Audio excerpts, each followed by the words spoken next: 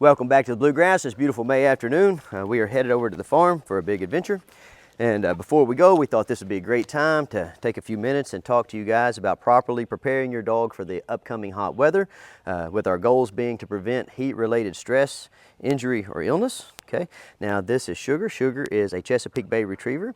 And what you guys are looking at right there, if the cameraman can get up there and see it, is... This is the way the dog business works. Back up there, cameraman. The dogs never stay where you want them to be. Okay, but what I'm asking you to look at is their tongue, right? Or what you guys will call their tongue. Around here, we call that a fatigue meter, okay? And you might say, a fatigue meter, Stonnie, what do you mean? Well, listen, guys, I do a lot of exercise in dogs, and I encourage people to get out and get moving and do interesting things with their dogs.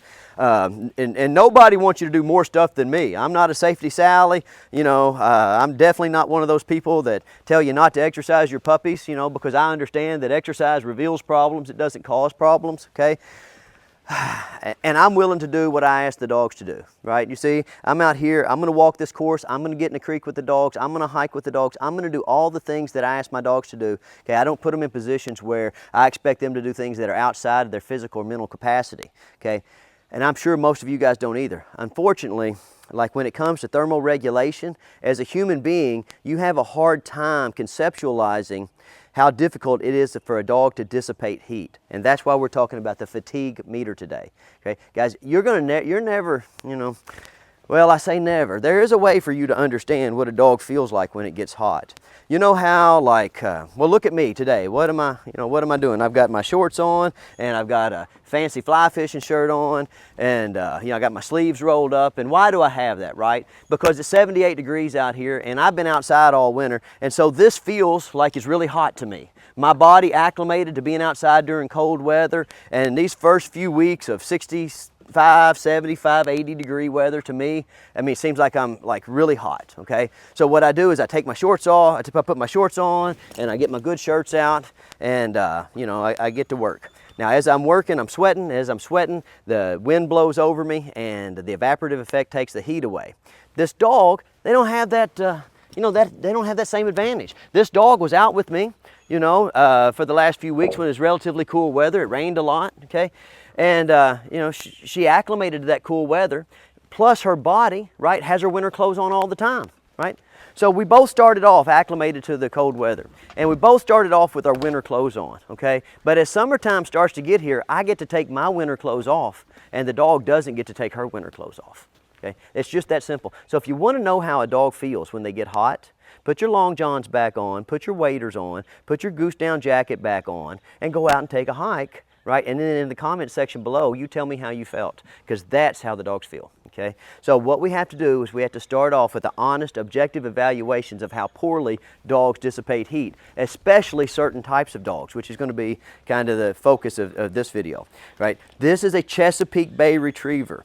Now on my channel, what you're going to see a lot of is a lot of retrievers, some working dogs that, you know, high drive dogs. So these Chesapeake Bay Retrievers are high drive dogs, right? And they're bred to do a job in a really cold environment. They're bred to get in the water and fetch birds out of icy weather and not complain about it, okay? So they're mentally tough, they're physically very tough, they're high drive, and they got a lot of muscle mass, okay? And all that works very well to retain their core body temperature in cold environments, okay? But all the attributes that make the dog good at retaining its core body temperature in cold environments make it really, really struggle to dissipate heat in warm environments, okay? And just take the color, for example. See this little dog here, this little white dog, okay? It's also a very muscular, high drive dog. It stays out here in the sun twice as much as this brown dog and 4 times as much as any of my black dogs. So color also plays a role in how well your dog can dissipate heat. All right, so as I'm coming out, you know, Sugar is maybe the most athletic dog that I have here. And so if I just watch her running, like, she never slows down. So if that's how I judged her, you know, like if that's how I judged whether or not she was able to thermoregulate well, okay, I would end up with a dog that was in bad heat stress, okay, or maybe even up into heat stroke, because her drive is so high that she will exercise well past the point where she loses the capacity to properly thermoregulate, okay? Now, the way that I get around having that problem is I just keep my eye on her tongue, okay? As she gets hot, how dogs dissipate heat is a combination of evaporative cooling and vasodilation. So their tongue, they will shunt blood into their tongue. The tongue will run down into, the blood will go down into the tongue will engorge and become a giant radiator. Okay, and as the blood is going through the tongue, right, the moisture from the lungs, the nasal cavity, and the mouth and the salivary glands is evaporating, right? So that evaporative effect is cooling the blood is being recirculated. Okay, that's why watching the tongue is the simplest way for a person to understand the thermal state of the dog's internal temperatures, right? Okay, you can tell right now the dog's tongue's not hanging out at all, so she's having zero problem, okay, maintaining her core body temperature. Now, a quick side note, a dog's core body temperature is about 101.5 degrees, right? And when you're exercising them, it's not uncommon for that to go up a half a degree or a degree, okay? But once you start getting past that, then you get into an area where a dog is, kind of going to get into some heat-related stress, right? When people talk about heat issues in dogs, a lot of times they think about heat stroke. All right, well, heat stroke is you've really missed the boat if you're at the heat stroke level, right? You see what I'm saying? We need to watch the dogs. And what you're watching for, okay, you're going to know, and I'm going to show you up here in the corner. I'll put a little bit of panting, but I'm going to get a dog out and I'm going to show you. But what you're going to be looking for is that tongue to get big, right? Okay, now if you miss the obvious signs, the tongue's super big, next obvious sign, guys, is that they'll have heat-induced diarrhea. You know, so like if you're out with your dog and you start seeing them looking for a cool spot, looking for a shady spot, okay, they're getting hot. If you start seeing that tongue get out and get real fat, they're getting hot. If you see them go over in the corner and have diarrhea, you need to stop and give them a little bit of a break, okay? If you get to the point to where your dog seems to be losing mental focus or seems to be having problems with coordination, okay, then that's called ataxia, and that's really bad. You got to get them hosed off, get them cooled down, and maybe even take them to the vet, because then you are moving your way over to heat stroke. But I've heard a lot of people talk about their dogs having a heat stroke when all their dogs really had was heat exhaustion, heat cramps, okay? So I want you to not worry about going out and exercising. We're big exercisers, okay? We just want to do it safely. All right, so this is what it looks like when you have a cold weather dog, a dog whose body's bred to retain heat, okay, out doing just a little bit of moderate exercise, and they come from a 68-degree air-conditioned environment to a 78-degree springtime environment, okay? Now we're going to get out another dog, and we're going to talk about similar issues, but we're going to talk about how our modern lifestyle can get in the way of even a dog who's not good at dissipating heat. That kind of breed, it turns them from not being good at it to being horrible at it. All right, so I'll go get another dog. All righty, guys, meet Jax. Now, I know Jax is, a lot of you guys watching this, y'all have a Jax, right? Okay, so let's look at Jax and see what's working against him in terms of getting him ready for a summertime adventure. Number one, his type, his breed, okay? He's a dog, a Black Labrador Retriever that is bred to do a job in cold weather environments. So his body retains heat well, which means that it dissipates heat poorly, okay? Number two, Jax is an adult dog who did not have good early training, so he is very impulsive, okay?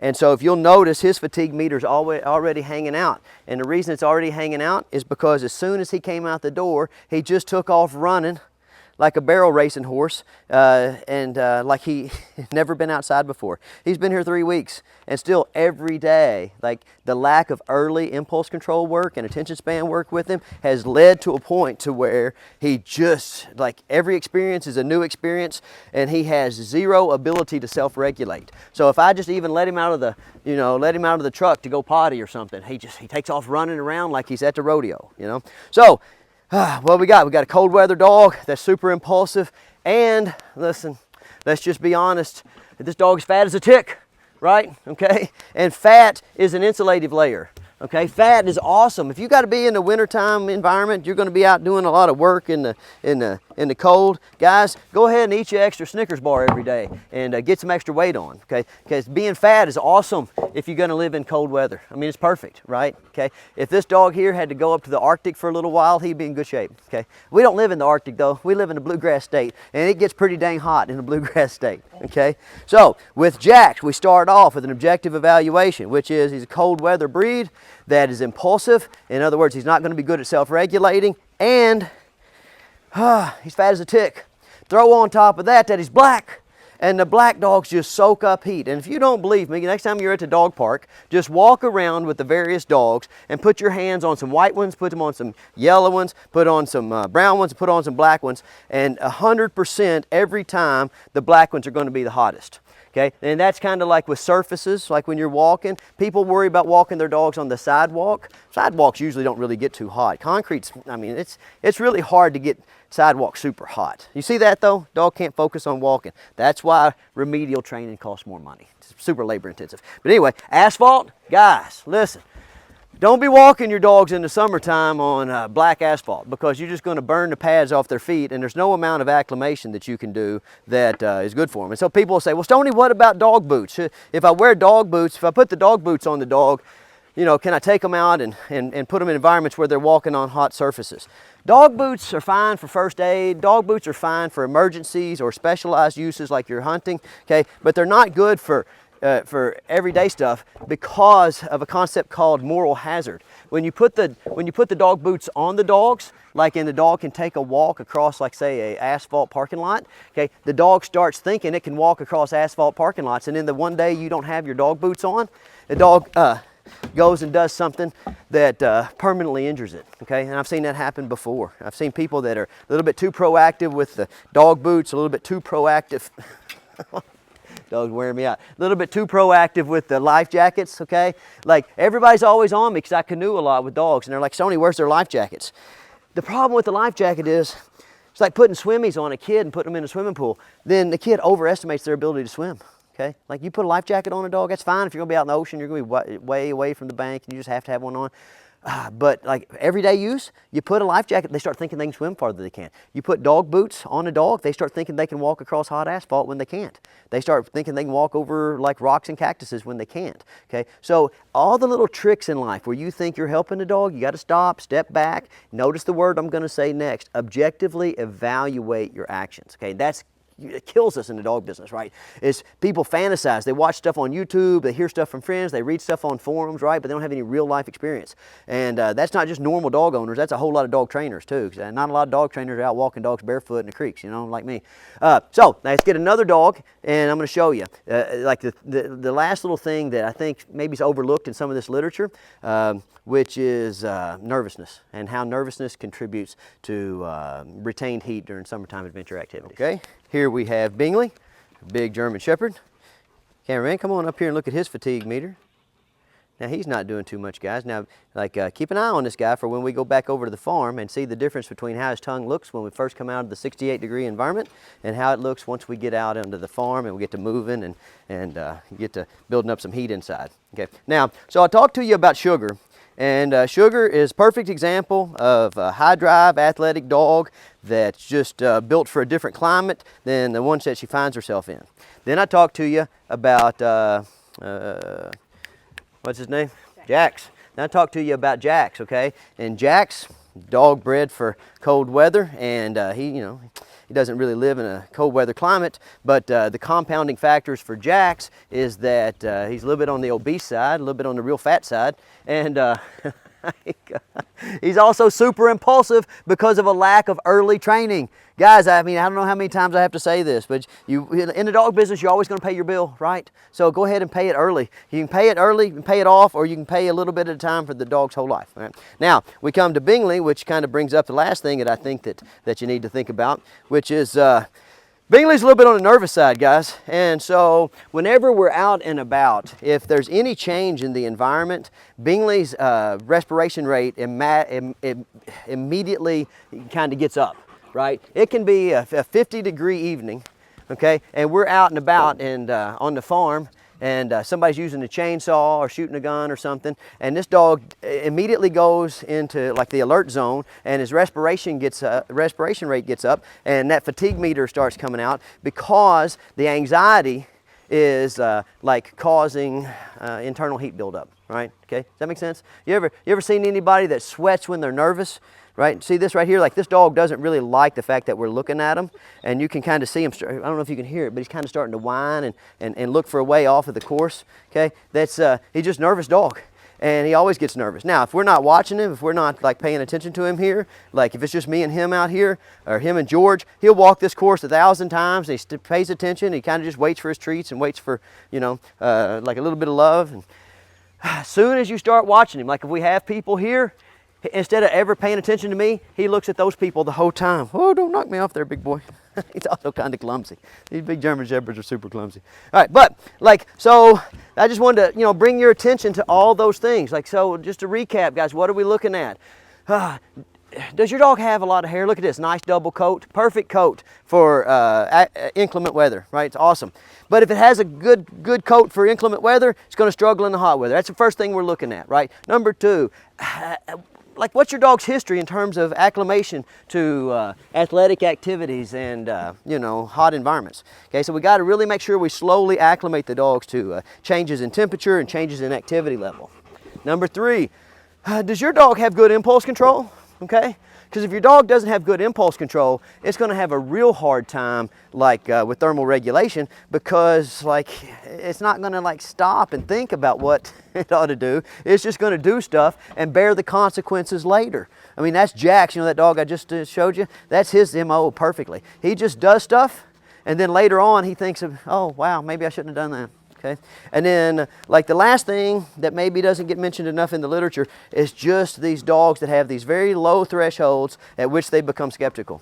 Okay, dogs like Bingley, when you take them out on a hike, they're going to do pretty good until like something starts changing in the environment. When you start seeing them go on that high alert zone, right? Okay, I mean, you can just sit here and watch it. Sometimes I'll just make him sit here like this because we're kind of like, you know, gradually desensitizing him to people like doing work and riding bicycles and things like that. And it can be 50 or 60 degrees. He'll start in with those stress yawns, right? Okay, be 50 degrees, and within 10 minutes of people doing like stuff he doesn't like out here, his tongue will be hanging out about to the middle of his chest. Okay, so that's something to think about. Okay, just one more time, let's recap. What kind of dog do you have? What kind of job have you done acclimating the dog to the activity level that you plan on engaging in? Okay. What kind of job have you done acclimating the dog to the seasonal differentials in temperatures? Okay. Have you done a good job of making sure that your dog has good impulse control? And lastly, have you got in the requisite amount of socialization to keep the dog from you know, getting nervous when the stimulation in the environment level is outside of their normal exposure levels, okay? That's just a great way, I mean, just a fantastic way to look at getting your dog ready for summertime activities. Now what I'm gonna do is I'm gonna get my own dog out, okay, and I'm gonna give you a visual representation of what you wanna be looking for, what's normal, what's on the upper ends of normal, and what starts to get dangerous in terms of your dog and its attempts to dissipate heat via vasodilation and panting, okay? In other words, through watching its fatigue meter. All right, I'll see y'all in a minute. So I went and grabbed No Name out of the house, 68 degrees to 78 degrees, just like the other dogs, okay? Cameraman, come over here and let's take a look at No Name's fatigue meter.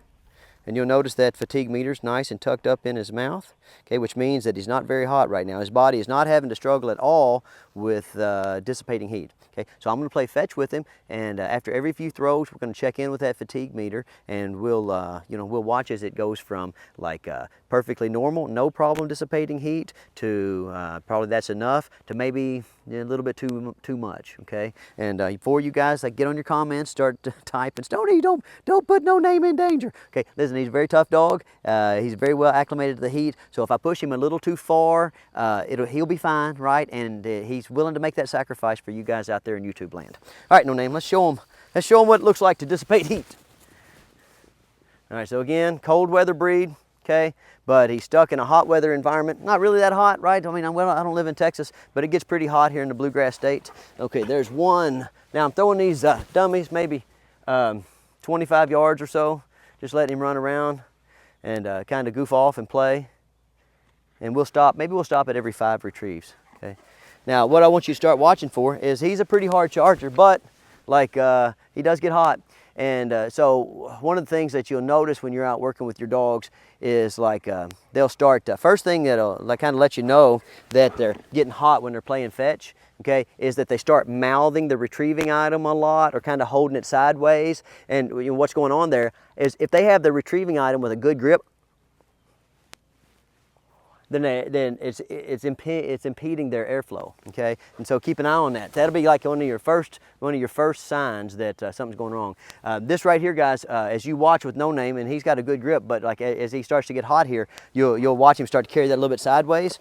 Or sometimes he'll just open his mouth and mouth a little bit. Okay, that's why you got to be very careful. You know those chuckets, those little things where you throw the tennis ball? Okay, tennis balls, a lot of people play fetch with tennis balls, and I'm not telling you not to, but a big problem in the summertime is that when you throw that tennis ball, remember the dog is panting, right? They're trying to get rid of all that heat. So their throat, their actual throat, if you look in their mouth, we'll see if we can get this on No Name, their actual throat gets big. And so if you're fetching tennis balls, sometimes they'll go get it, and on their way back as they try to gulp some air, right, they'll go, and that tennis ball will go back and get caught in their throat. And ask your vet if you don't believe me, but that's one of the more common ways dogs die in the summertime, you know, is just getting a tennis ball caught in their throat. So I'm not telling you what to do. I ain't your boss, but telling you something you might want to think about. All right, is that 5, cameraman? Come here, No Name. Good. All right, so look, we'll come up here and see. Like, now guys, that right there, that's a fatigue meter that tells you that your dog is started to get a real good workout, okay? I don't know if you can hear it. Hopefully the camera picked up that respiration rate. All right, now we're gonna give him 5 more. One of the things that like always bothers me about dog training is that, you know, especially with retriever training, like if a dog starts veering off, seeking a cool spot or mouthing their retrieving item, whatever, people have a tendency to want to fuss at them, you know, and okay, whatever. But I always say, how about you run up that hill with something in your mouth a few times, okay, with your winter jacket on, and then you tell me, you show me your commitment to excellence, right? Okay, I always find it amazing that little league dads and dog trainers always have a commitment to excellence that they don't actually represent in real life, you know. And it's made me mad ever since I coached little league, you know. That's 2, cameraman. 3, 4. Good boy, very nice dog. Now what we'll start to look for here in a minute is that grip will start to go, and then he might even start to dart off and like try to come around me because there's a pool behind me, and he'll be seeking a cool spot. Like what you'll see in some of my older videos is like if I got a lot of dogs here and I got to do retrieving and acclimating to the heat at the same time, I take one of those sunbrellas out in the field if I have a dog that's not good at delivering to hand, okay, and I stake the sunbrella in the middle of the field, and I sit in a chair under the sunbrella, and I throw the retrieving item out in the sun, and then the dog just naturally runs back to the shade. That's a life hack. Come here, No Name, come here. Come on, get up here a little farther. Sit. No, get around this way. Here we go. That's it. There we go. Now can you sit, dude? Come here. Now right there, you see how like he's not, like if you go back through all my videos, you'll notice that No Name's pretty responsive when I tell him to do things. And you see how he gave me a little bit of flack right there? Okay, that's another thing you're gonna notice. When the dogs start to get real hot, then they're not gonna mind as well. And so that's when a lot of people double down on the discipline, right? And again, I'm not telling you not to do it. I'm just saying, like, come on, be cognizant of what's going on. Dogs not all the time just saying, you know, I want to make your day hard. They're really hot. Now, on the flip side of that, a lot of you safety Sallies out there, you won't even let your dog get to the point where they're getting a good workout because you're so afraid that the exercise is going to hurt them, right? And if before you guys, you safety Sallies out there start getting judgmental, trust me, the guys that are pushing their dogs a little too hard, they're better for their dogs than you guys that are not pushing your dogs hard enough, okay? And I get 1,000 emails a month of people that are not pushing their dogs hard enough, and the dogs end up fat and living a really boring life stuck inside laying on an air conditioner vent, okay? Now we're gonna do 5 more.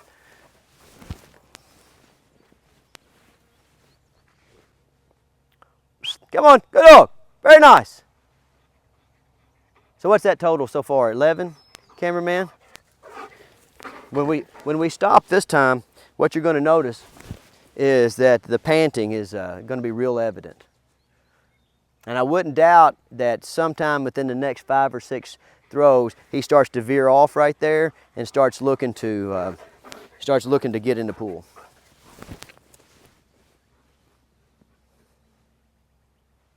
Is that 3 or 4?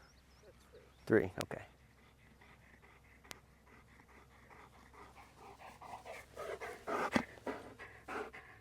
So I just tried to lean over there, see if you guys can hear that panting. 4. Come on, come on. You see he's starting to slow down a little bit. Very nice.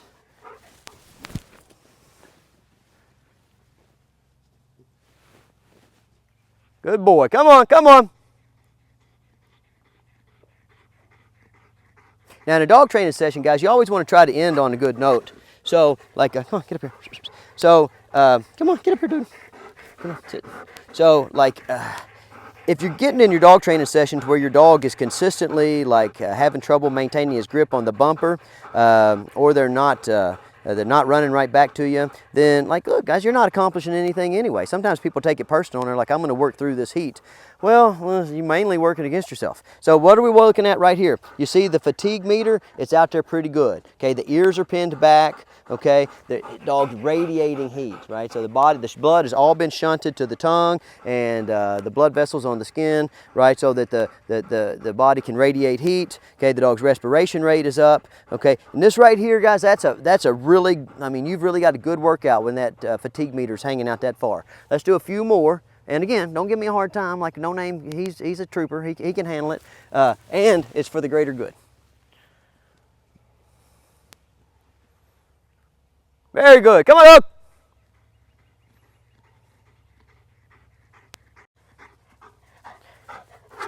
Now that's his worst grip yet. You see him shift that out to his front teeth. Now he's never going to get to the point where he's just going to out and out drop it, and he probably wouldn't out and out refuse to retrieve, but he will carry it sideways and he will try to run off over there and get in the pool if he gets too hot. Sometimes I'll let kids play with them, you know, and like if I'm up there doing lessons, I'll look over and I'll be like, whoa, wait a minute, that's enough. Now look, come on. See that first little refusal? That's not him saying, hey Stonnie, I'd like to give you a hard day. That's him saying, hey boss, like, look, this is getting tough. Like, give me a second. I got to regroup. And then right here, you see he didn't run all the way up to me. And you very rarely see No Name lay down. And he almost just dropped that at my feet. And we never do that around here. Okay, so give him another one.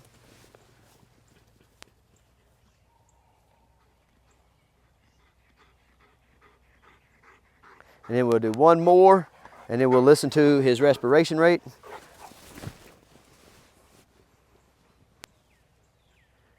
And then I'll show you what he likes to do, what all dogs pretty much like to do after they've been super hot, which is get in the shade.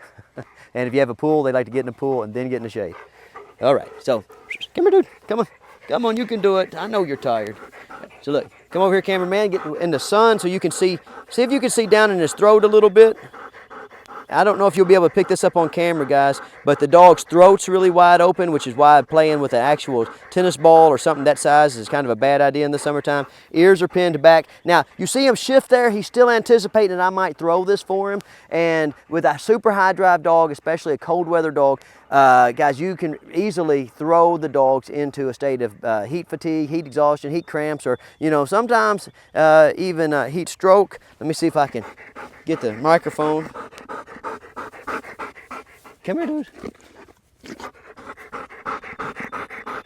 All right. Now, you don't want to push them much farther than that. Now, back on up, cameraman, and I'll show him what No Name likes to do as soon as he gets a chance. Now, remember, come on. Remember we were talking about sweating, okay? The evaporative effect, you can apply the evaporative effect to a dog, right? You just have to, since they can't wet themselves down with sweat, you just have to have access to water. So I carry a lot of water with me, and if I'm somewhere where there's not a lot of water handy, and a lot of times I'll kind of like just pour water over them. You know, I have a cool video on dog hydration. You should check that out. But what we like to do here is get them in the pool, and then when I let him out of the pool, he'll go lay down in the shade for a few minutes, and then he's pretty well acclimated to heat. He'll be ready to come back and do this again. Some of the dogs, the first summertime months, we'll come out for one session in the morning. They sleep for 10 hours. So don't push your dog too hard. You maybe even just like keep you a little journal and like document how your dog does each session. And as long as you're trending towards more acclimation and a better understanding of your dog's personal ability to dissipate heat, then everything's going good and you're getting ready for adventure. Okay, but that's what they like to do. Now we'll head over to the farm and I'll show you how the dogs kind of do in a big field and how quickly they like to get out of a big field and into a shady area with water. Okay, Henry, you ready to do a little bit of retrieving? You're a very fine animal. All right, guys, for those of you who've been around my channel for a long time, you remember Henry. He was one of the first labs I started taking on adventures and putting on YouTube. And as we walked in, he looked at me and he was like, "Hey, boss, what about me? Why haven't you been showing me any love lately?" So I thought, well, that does bring up a good point because I covered a lot of things, but I didn't cover age, okay? And as dogs get older, guys, then they're a lot more vulnerable to heat-related stress and illness and injury, right? Okay, so like Henry is an awesome dog, and you guys have been watching him for years, and he loves to come out here and he loves to fetch and watch. He just, even though he's an older fella, I break out that retrieving item and he's off to the races, Henry has so much drive that he, even at 8 years old, he can't self-regulate. He just can't do it.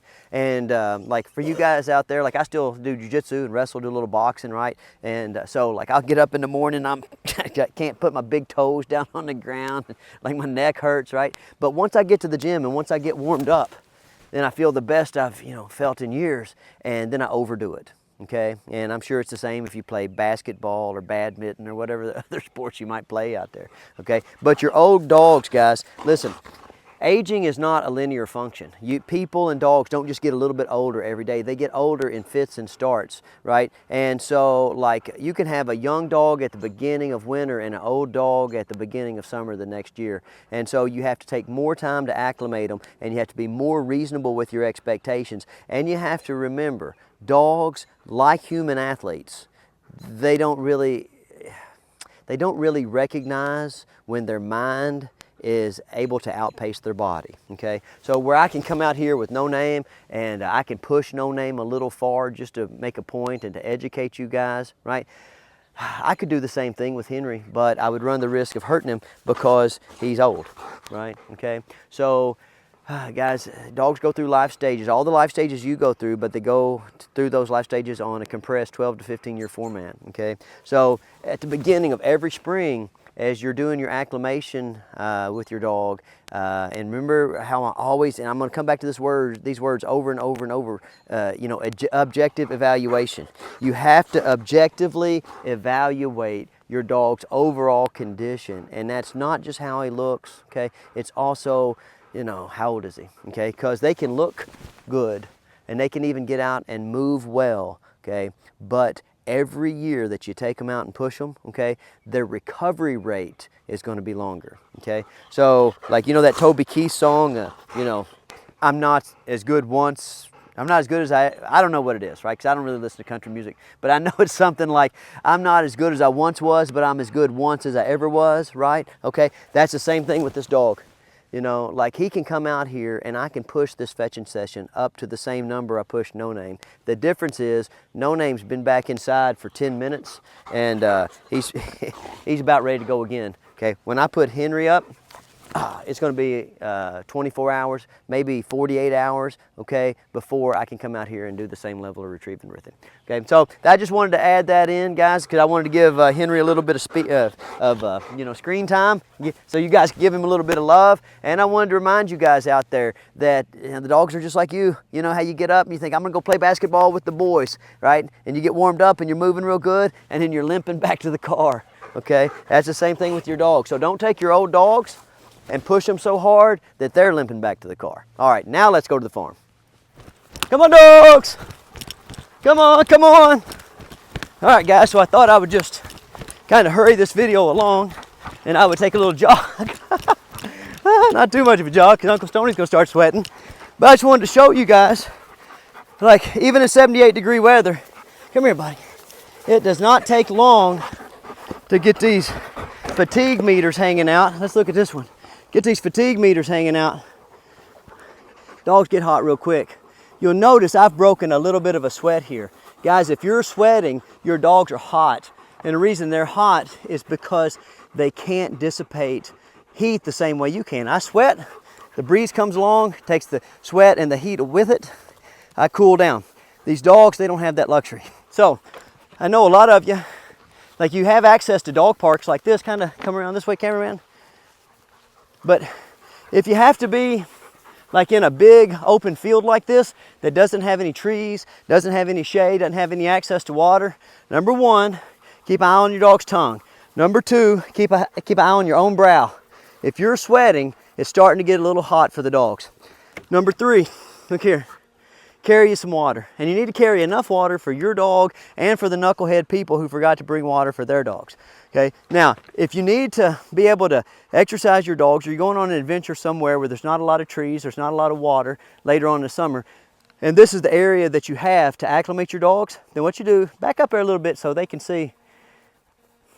Look at that tongue, look at that fatigue meter hanging out. If this is the kind of spot you have, you're going hiking later on in the year out at a national park, but you only have your local dog park to acclimate your dog to heat, what you do is you get up really early, like around sunrise, okay, and exercise them, and then you get down and exercise them at about sunset. And every week, go 30 minutes on the other side of it until you get your dog to the point where they can go and they can exercise in an open field with no shade and they can deal with the heat pretty well. And dogs acclimate to the heat over the course of about 4 to 6 weeks relatively well. They're never going to be able to handle lots and lots of heat, so you just have to accept that. Now, let's go over here and I'll show you, like if you have the option in a summertime adventure, where you should go adventuring with a dog. And that's someplace where there's a lot of shade and there's a lot of water. Come on, dogs!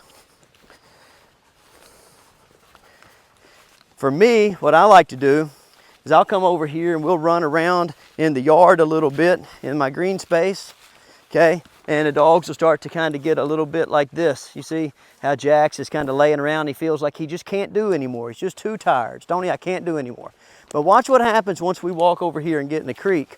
Then all of a sudden, he's going to have more energy. Come on, Jax. You can do it. Now, as soon as you get in the shade, guys, I don't care how hot a day it is. You get in the shade and you're going to start feeling better about your life, and your dog is going to start feeling a whole lot better about their life. Now, if you can manage to get in a shady spot that also has some water, well, now you're off to the races.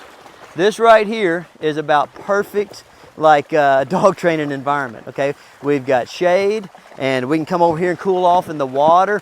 Then we can go back into our green space where there's not a lot of trees, and we can acclimate to the heat. And then as I start to see the dog's fatigue meter hanging out, we come back over here and we get back in the creek and cool them down a little bit, okay? And that's really basically like what you have to know about heat fatigue, about heat-related illness, heat-related injury, is you just have to kind of have an honest evaluation of what type of dog you have. Then you have to make sure they're in good shape, and then you have to go then you have to go out in the, out into the real world, and you have to start letting them get some experience with self-regulation. Now, notice how all these dogs, once we got in the creek, they're all running around. They're happy to be close to me. Like when we were over in the field, you couldn't hardly see them. They weren't looking at me. They weren't chasing. They weren't playing. They weren't really having a good time. But as soon as I put them in the proper environment, now they're off to the races. They're loving life, So summertime adventures, really, it's a combination of things. And if you can start to get that combination of, picking an appropriate adventure for your dog, picking an appropriate time of day to do your adventure, making sure your dog is in good physical condition, and trying your best to get to a spot where, like, at least during the hotter parts of the day, you can go relax. One of the things I've noticed with people when they first start hiking or adventuring with dogs is they get a little bit too goal-oriented. They start thinking about getting from point A to point B on their hike, and they forget that they're supposed to just be having a good time. Now look, right here is a water moccasin, and ain't that crazy? Like he's just laying there hoping I don't notice him. Cameraman, can you see him there? Watch him go across the water. I'll scare him a little bit. There he goes. He's going towards the cameraman. She's going to trip out. Too funny. Most of the time, those snakes will leave you alone if you leave them alone. That's the key, guys. Like, don't freak out and draw attention to yourself when you're faced with some type of weird wildlife situation, you know. All right, but as we're walking through here, like, I just want to reiterate the point that proper preparation, okay, leads to successful adventures, right? And proper preparation starts with an objective evaluation. The cameraman's having a panic attack, but proper preparation starts with an objective evaluation of your own physical condition, your dog's physical condition, and the purpose of your adventuring, okay? Never get so locked into like the end of your adventures, right, okay, that you forget to have fun during your adventures. And like the cameraman is like giving me this sign, like she wants to hurry it up because one little snake has caused her to want to end our adventure. Oh my gosh. Speaking about the goals-oriented adventures, what I like to do is I like to get a little work in the field, get a little work in the creek, and then I like to get up here and practice on swimming. So that's what we're going to do. We're going to end our little adventure by going up here and getting in the swimming hole, and I'm going to get in there with the dogs, and Uncle Stonnie's going to have a good time. And the cameraman's going to go get in the truck and never come back because of that one little bitty snake.